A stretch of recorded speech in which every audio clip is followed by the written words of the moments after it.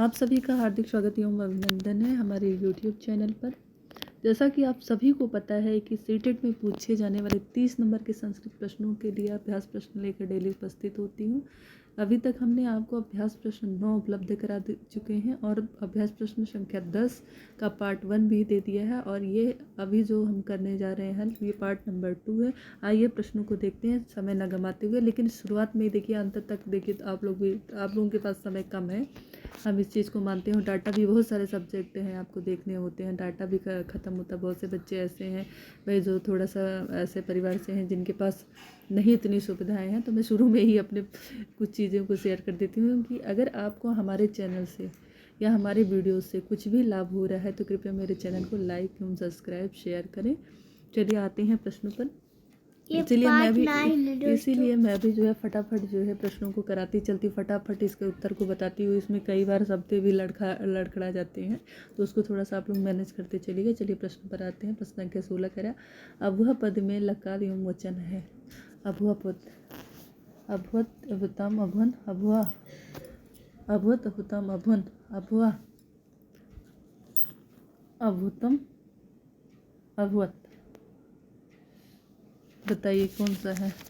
एक चीज़ ध्यान में रखिए, अगर आ आगे लगा हुआ है तो 99% है कि आपका लंग लकार होगा। अब देखिए लंग लकार किसमें है, इसमें लट लकार है, इसको पहले काट दीजिए। इसमें लोट लकार है, इसको भी काट दीजिए। लंग लकार इन दोनों में है, ठीक है। अब देखिए अंगा वाले जितने भी लकार हैं उनमें अगर विसर्ग है तो या तो प्रथम पुरुष एक वचन का होगा,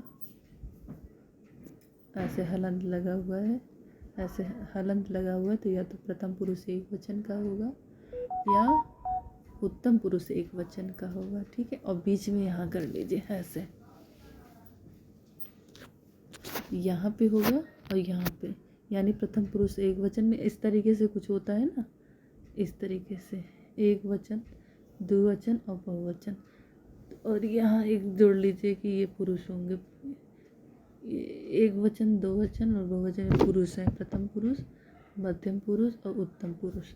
तो यहाँ पे देखिए जो प्रथम पुरुष है और जो ये है यहाँ पे ऐसे विसर्ग हो तो समझ लीजिए लोट लगा पहले आ लगा हो और विसर्ग हो तो या तो मध्यम पुरुष एक वचन का होगा या तो प्रथम पुरुष एक वचन का होगा या फिर प्रथम पुरुष द्विवचन का होगा और या मध्यम पुरुष द्विवचन का होगा। ये 4 जगह ऐसी हैं जहाँ पर यहाँ पे ये लगता है।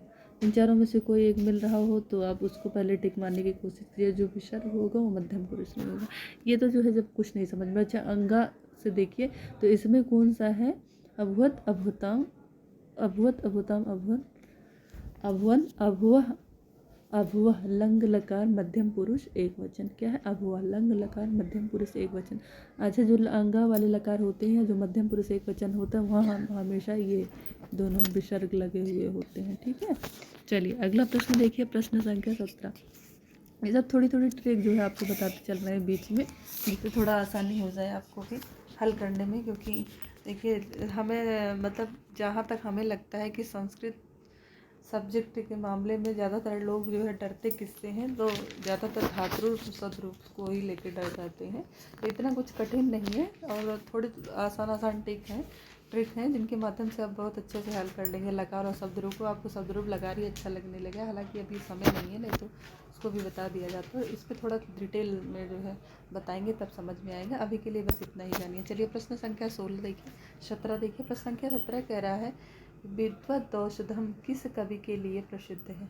विद्वत औषधम हमने कहा था दंडिनः पदलालित्यम माघे शंति त्रियोगण भारवे अर्थ गौरव। जो भारा भी है अर्थ गौरव के लिए प्रसिद्ध है। किसके लिए, अर्थ गौरव, अर्थ गौरव। ये इनके देखिए इनका जो किराता जो नियम है उसका अर्थ देखिए, अर्थ गौरव के लिए भारा भी प्रसिद्ध है। दंडी किसके लिए प्रसिद्ध है, पदलालित्य, किसके लिए, पदलालित्य। और जो आपके कालिदास हैं वो वैदर्भी रीति के अच्छे कवि माने जाते हैं।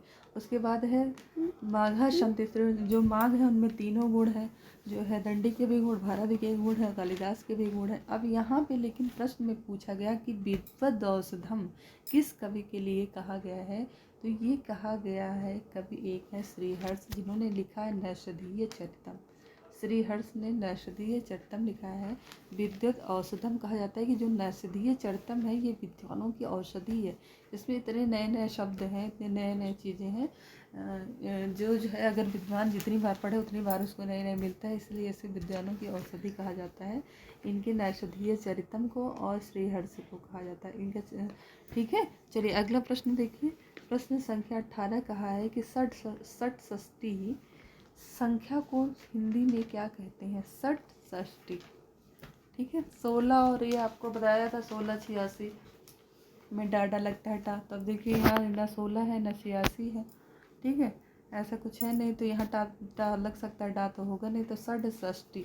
षष्ठी मतलब क्या होता है? 60 और प्लस 6 कर दीजिए षट को, तो कितना हो गया? 60 और 6 66 हो गया। 66 कहाँ लिखा है? ऑप्शन नंबर 20 का सही होगा। 18 का क्या सही होगा? ऑप्शन नंबर 20 सही होगा। चलिए अगला प्रश्न देखिए। प्रश्न संख्या 19 क्या कह रहा है कि पठन में प्रकृत प्रत्यय बताइए।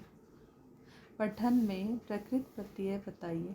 क्या पठन में पठ धातु ल्युट प्रत्यय है, या पठ धातु कर्तव्य प्रत्यय है, या पठ धातु सानच प्रत्यय है, या पठ धातु अत प्रत्यय है? तो देखिए जो ल्युट प्रत्यय है ना, ल्युट प्रत्यय, इसका या शेष बचता है, तो अगर हम पठन में ये हो जाएगा, फिर या शेष बचेगा तो पठ ये हो जाएगा, जबकि ये नहीं बनेगा। ठीक है, पठन बन रहा है। अब देखिए पठ धन कर्तव्य करिए, तो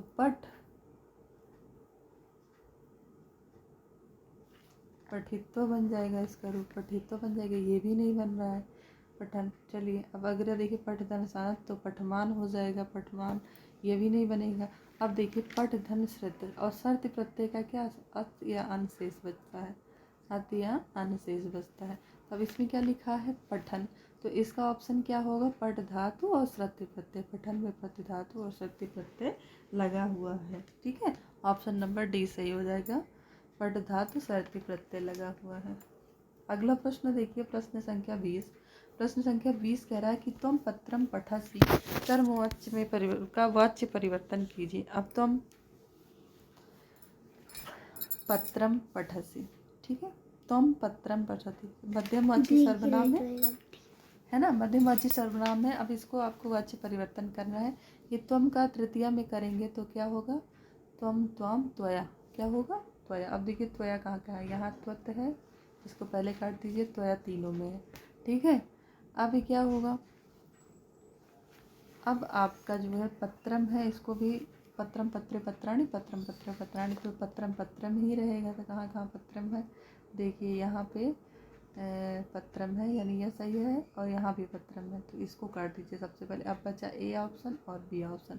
अंत में क्या कहा गया है कि जो कर्मवाच्य है उसका जो क्रिया होगी, कर्मवाच्य क्रिया, वो कर्मवाच्य के हिसाब से होगी। और एक चीज़ कहा गया कि उसमें धातु, जो मूल धातु है, जैसे पट धातु है, उससे यते जोड़ दीजिए, पट धन यते, तो क्या हो जाएगा? पठयते, पठयते हो गया। इसमें कौन सा ऑप्शन सही हो जाएगा? ऑप्शन नंबर ए सही हो जाएगा। चलिए इसमें ऑप्शन नंबर ए सही होगा, ऑप्शन नंबर ए सही हो जाएगा। बेटा शांत रहो ना, ठीक है, आप अपने स्टडी करिए। ऑप्शन नंबर ए सही होगा। चलो अगला प्रश्न पर आते हैं, प्रश्न संख्या 21। प्रश्न संख्या 21 क्या कह रहा है कि शुद्ध वाक्य है रमा संस्कृतम पठिष्यसि, रमा संस्कृतम पठिष्यसि। ठीक है, अगला कह रहा है कि तुम सदा सत्यम वदेयु। ठीक, अगला कह रहा है कि तुम कुत्र निवसति, अहम ग्रामम अगच्छम। तो इसमें जो है कौन सा ऐसा शब्द है जो शुद्ध है, बाकी तीन अशुद्ध है? कि इसमें कौन सा ऐसा शब्द है जो शुद्ध है? तो देखिए रमा संस्कृतम पठ्य से देखने से भी गलत लग रहा है, ये भी गलत है, तुम कुत्र निवसति ये भी। तो अहम ग्रामम आगच्छम, अहम ग्रामम आगच्छम, मैं गाँव आगच्छम, कौन सा लकार है? लंग लकार, यानी भूतकाल। मैं गाँव, भूतकाल है, भूतकाल क्या किसका अर्थ देता है? भूतकाल जो हो चुका है, मतलब जो हो चुका है उसका अर्थ देता है। तो मैं अहम ग्रामम आगच्छम, मैं विद्यालय, मैं गांव गया था। ठीक है, वह गांव गया था, तो इसमें क्या सही होगा? ऑप्शन नंबर डी सही हो जाएगा। देखिए अनुवाद हुआ, वाच्य परिवर्तन हुआ, ये सब चीज़ें इतनी है कि हल्का सा आपको ध्यान देने की ज़रूरत होती है, उसके बाद पूरी सही हो जाता है। चलिए अगला प्रश्न देखिए, प्रश्न संख्या 22 कह रहा है कि मम ग्रामम परता वृक्षा संति, हिंदी में अनुवाद क्या होगा? मम का क्या होता है? मम ग्रामम परता वृक्षाः सन्ति, वृक्षा नहीं वृक्षाः सन्ति मेरे, तो फिर इसका अर्थ होगा हमारे गांव के सभी ओर पेड़ हैं। क्या होगा? परितः, अभितः, परितः, शमया, निष्का। हाँ, तो इसमें क्या सही होगा? आपका ऑप्शन नंबर 22 में सही होगा। मेरे गांव के, परितः का मतलब होता है चारों ओर, अभितः का मतलब होता है दोनों ओर, तो यहाँ पे दिया गया है परितः, सभी ओर परितः, तो इसमें इसका अर्थ क्या दे रहा है? मेरे, तो मेरे मम मतलब मेरे गांव के चारों ओर पेड़ हैं, ऑप्शन नंबर ए सही हो जाएगा। मेरे गांव में वृक्ष है, ये गलत है। हमारे गांव में पेड़ है, ये भी गलत। हमारे गांव में सभी और पेड़ है, ये भी गलत है। ऑप्शन देख के ही लग रहा था ये तीनों गलत हो गए, और मेरे गांव के चारों ओर पेड़ है, ये ऑप्शन आपका सही हो गया। चलिए प्रश्न संख्या 23 देखिए, तो लूता का हिंदी में अर्थ क्या होगा? लूता एक शब्द है संस्कृत का, उसका हिंदी में क्या अर्थ होगा? लूता को हिंदी में क्या कहेंगे? लूता को हिंदी में क्या कहेंगे? तो लूता जो होता है ना, वो मकड़ी होती है, मकड़ी को लूता कहते हैं। मकड़ी जानते हो ना, जो ऐसे जाले वाले बनाती है, उस मकड़ी को जो है लूता कहते हैं। ठीक है, मछली को क्या कहते हैं? शपला इत्यादि कहते हैं। भालू को भालुका, और भौरा को भ्रमर, है ना। चलिए अगला प्रश्न देखिए, प्रश्न संख्या, अगले प्रश्न पर आते हैं।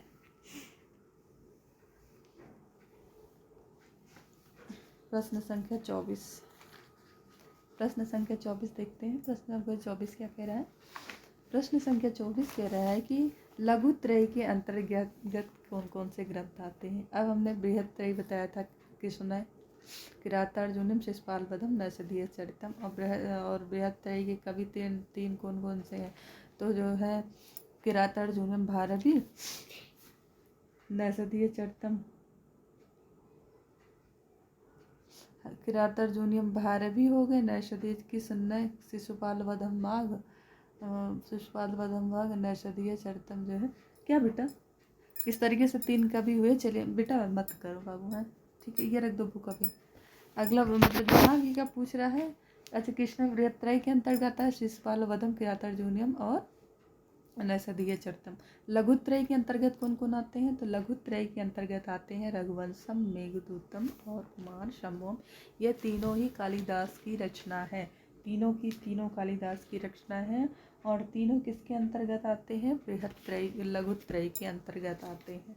ये भी प्रश्न पूछ सकता है, आयोग के मूड की बात है कि लघुत्रय के अंतर्गत किस कवि की रचना आती है? इसमें कालिदास दे दिया, भारवी दे दिया, श्रीहर्ष दे दिया, तो किसकी रचना थी? कालिदास की जो तीनों रचनाएं हैं, एक गीत काव्य है, दो महाकाव्य है, और एक गीत काव्य है, ये तीनों कालिदास की रचनाएं लघुत्रय के अंतर्गत आती हैं। इसके अलावा गद्य त्रय भी पूछा जाता है, गद्य त्रय के अंतर्गत कौन कौन सी रचनाएं आती हैं, ये सब अभी आगे हो सकता है पूछा हो, तो इस पर चर्चा करेंगे। चलिए प्रश्न संख्या 25 देखते हैं। वररुचि से कहते हैं, वररुचि किसे? बिट्टू आपके काम का नहीं है बच्चा। वररुचि किसे कहते हैं? पाणिनि को, कात्यायन को, पतंजलि की, और भट्टोजी दीक्षित को। तो हमने पहले के 2-3-4 वीडियो जो दिए हैं उसमें वररुचि, कात्यायन, पतंजलि, भट्टोजी दीक्षित से बहुत उस पर चर्चा की है, यहाँ ज़्यादा चर्चा नहीं करेंगे। और क्या किसको कहेंगे? कात्यायन को ही वररुचि कहा जाता है, इन्होंने वार्तिक लिखा है। पाणिनि को सूत्रकार कहते हैं क्योंकि इन्होंने अष्टाध्यायी लिखा है, अष्टाध्यायी सूत्र में, इसलिए इन्हें सूत्रकार कहा जाता है। पतंजलि ने महाभाष्य लिखा है, इसलिए इन्हें महाभाष्यकार कहा जाता है। भट्टोजी दीक्षित द्वारा लिखित जो व्याकरण ग्रंथ है वो है सिद्धांत कौमुदी, सिद्धांत कौमुदी। इनके शिष्य वरदराजाचार्य हैं, उन्होंने लिखा था इसी सिद्धांत कौमुदी पर लघु सिद्धांत कौमुदी। चलिए अगले प्रश्न पर आते हैं। प्रश्न संख्या 26 क्या कह रहा है? महेश्वर सूत्रों की प्राप्ति किसको हुई थी? महेश्वर सूत्रों की प्राप्ति किसको हुई थी? तो महेश्वर सूत्र किसे मिला था? किसने पूजा अर्चना की थी? तो भगवान शंकर ने 14 बार डमरू बजाए थे, तब पाणिनि को हुई थी। महेश्वर सूत्र को प्राप्ति किसको हुई थी? पाणिनि को हुई थी। पाणिनि ही जो है लिखते हैं, यहीं से व्याकरण ग्रंथ की शुरुआत होती है, जो हम लोग आजकल पढ़ते हैं, इन्हीं के आधार पर आजकल के व्याकरण चलते हैं। इसके मतलब संशोधन होता गया, नए नए व्याकरण ग्रंथकार आते गए। चलिए अगला प्रश्न देखते हैं। प्रश्न संख्या 27 क्या कह रहा है? सस्वर पाठन का उद्देश्य क्या है? अंतिम के 3-4 प्रश्न शिक्षण के रख दिए गए हैं, इसको भी हल करते चलेगा। सस्वर पाठन का उद्देश्य क्या होता है? पठन की गति पर नियंत्रण प्राप्त कर सके, बोध ग्रहण कर की गति में वृद्धि करना, पठन गति बढ़ाना और इसमें शीघ्रता लाना, उपर्युक्त सभी।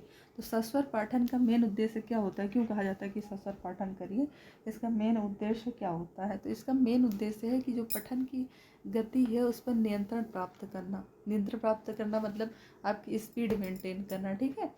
तो ऑप्शन नंबर ए सही हो जाएगा। चलिए आप प्रश्न संख्या 28 देखते हैं। श्लोक के एक एक पद का अर्थ करते हुए किस प्रणाली का द्योतक है? अच्छा, श्लोक पढ़ रहे हैं, कोई श्लोक हम पढ़ रहे हैं और उसके एक एक पद का अर्थ बताते हुए हम पढ़ रहे हैं, तो ये किस प्रणाली को दर्शाता है कि ये कौन सी प्रणाली है? क्या ये व्याख्या प्रणाली, क्या तुलना प्रणाली, समीक्षा प्रणाली है, या फिर गीत तथा नाट्य प्रणाली है? कोई जब हम संस्कृत पढ़ा रहे होते हैं और श्लोक एक एक अर्थ को बताते हुए उसके श्लोक को पढ़ते हैं, तो ये कौन सी प्रणाली है? क्या ये व्याख्या प्रणाली है, क्या ये तुलना प्रणाली, समीक्षा प्रणाली है, गीत अथवा नाट्य प्रणाली? देखिए गीत अथवा नाट्य तो पहले, तुलना वाली तुरंत काट दिया गया, समीक्षा भी नहीं कहीं हो रही है, तो क्या प्रणाली होगी? व्याख्या प्रणाली है, क्योंकि एक एक अर्थ बताते हुए हम समझाते हुए, व्याख्या में क्या होता है, विस्तृत दिया जाता है ना, तो ये व्याख्या प्रणाली कही जाएगी। चलिए अगला प्रश्न संख्या 29 देखते हैं। गद्य शिक्षण में भगीरथ प्रयत्न का अर्थ स्पष्ट कर। एक सेकंड, पूरा प्रश्न नहीं आ रहा है। कह क्या रहा है कि गद्य शिक्षण में भगीरथ प्रयत्न का अर्थ स्पष्ट करने के लिए आप क्या करेंगे? भगीरथ प्रयत्न जो है इनका अर्थ स्पष्ट करेंगे। कोई आप गद्य की शिक्षण कर रहे हैं, गद्य पढ़ा रहे हैं, और गद्य पढ़ाने के दौरान आपको क्या करना? भगीरथ प्रयत्न का अर्थ स्पष्ट करने के लिए आपको क्या करना चाहिए? आप क्या करेंगे? पहला कहा कि मानचित्र दिखाएंगे, दूसरा कहा कि अंतः कथा कहेंगे, अर्थात गंगा अवतरण की कथा सुनाएंगे। भगीरथ प्रयत्न की यानी भगीरथ कैसे जो है भगीरथ के बारे में बताना है हमें, का अर्थ इसको स्पष्ट करना है हमें, तो कैसे आप जो है इसको बताएंगे बच्चों को, आप क्या करेंगे उसके लिए? फिर कहा तुलना करेंगे, कहा भगीरथ का चित्र बनाएंगे। इनके अर्थ को स्पष्ट करने के लिए क्या करेंगे? बताइए, तीनों चारों में से क्या सबसे सटीक लग रहा है? तो इसमें जो है वो आप तुलना करेंगे। क्या सही होगा? तुलना करेंगे। चलिए अगला प्रश्न देखिए। प्रश्न संख्या 30 कह रहा है कि सस्वर पठन क्यों आवश्यक है? क्यों कहते हैं कि गा करके पढ़ो? श्लोक हम लोग गाते हैं, मंदम मंदम नुदति पावना। कोई भी श्लोक का सस्वर पठन हम क्यों करते हैं कि स्वर सहित पढ़ें किसी चीज़ को, खासतौर पे पद्य वाली रचनाओं को? ऐसा क्यों आवश्यक है कि सस्वर पठन क्यों आवश्यक है? बताइए। शुद्ध उच्चारण के लिए, या फिर भाव ग्रहण के लिए, काठिन्य निवारण के लिए? ऑप्शन नंबर डी दिख ही नहीं रहा है, और वो ऑप्शन में इन्हीं तीनों में से एक उत्तर सही भी है, तो आप तीनों में से बताइए कौन सा उत्तर सही होगा। सस्वर पठन क्यों आवश्यक है? शुद्ध उच्चारण के, भाव ग्रहण के लिए, काठिन्य निवारण के लिए। देखिए काठिन्य निवारण भी हो सकता है, लेकिन सबसे ज़्यादा शुद्ध क्या होगा कि शुद्ध उच्चारण के लिए। जब आप कोई किसी चीज़ को देखो, आपको गाना वगैरह जो फिल्मों का होता है बहुत जल्दी याद हो जाता है ना, और बाकी जो है श्लोक वगैरह बड़े बड़े जो होते हैं नहीं याद होते हैं। क्यों? क्योंकि हम उसमें इंटरेस्ट गा, और श्लोक वगैरह भी जब हम गा के पढ़ते हैं तो बहुत शीघ्र ही याद हो जाता है। जैसे कि हम लोग अभी तैयारी कर रहे थे हायर और पीजीटी वगैरह की, तो उसमें हम लोग जो ग्रंथ हमारे निर्धारित किए गए हैं वो शुरुआत में पढ़ने में बड़े कठिन होते थे, लेकिन जब हम लोग उसका सस्वर पारायण करने लगे, वाचन करने लगे, तो बड़ा अच्छा लगने लगा। अर्थ भी अपने आप समझता, मतलब गाने के साथ भी अर्थ भी चला जाता था। तो इसका क्या होता है, मेन क्यों आवश्यक है? क्योंकि शुद्ध उच्चारण के लिए। मेन किसके लिए आवश्यक है? शुद्ध उच्चारण के लिए आवश्यक है। नमो नमः मित्रों। अभ्यास प्रश्न संख्या 9, अभ्यास प्रैक्टिस सेट संख्या 10 का पार्ट 2 भी यहाँ पर समाप्त हुआ। मिलते हैं एक नए वीडियो के साथ, नए प्रैक्टिस सेट के साथ। प्रैक्टिस सेट नंबर 11 लेकर पुनः शीघ्र ही उपस्थित हो रहे हैं। तब तक के लिए नमो नमः। और मैं आशा करती हूँ कि आप सभी बहुत अच्छे से अपनी तैयारी कर रहे होंगे, संस्कृत सेट के साथ अन्य सब्जेक्ट की भी प्रैक्टिस सेट लगा रहे होंगे। आप सभी विजयी हों, यही मैं ईश्वर से कामना करती हूँ। और अंत में फिर एक बार कहूँगी कि कृपया अगर मेरे वीडियो वो देखने से आपको 1% भी लाभ हो रहा है तो चैनल को लाइक करें, सब्सक्राइब करें एंड शेयर करें। देखिए लाइक आपके ऊपर भी प्रेशर है, मैं समझ सकती हूँ कि लाइक और सब्सक्राइब और शेयर तक आपका दिमाग ही नहीं जाता होगा। इसीलिए हम सोचे कि भाई देखिए बिना मांगे तो मुराद पूरी नहीं होती है, तो हम मांग ही लेते हैं आप लोगों से। तो आप जो है हमारे चैनल को अवश्य सब्सक्राइब करें जिससे कि हमारा भी मनोबल बढ़ता रहे। नमो नमः। नमः।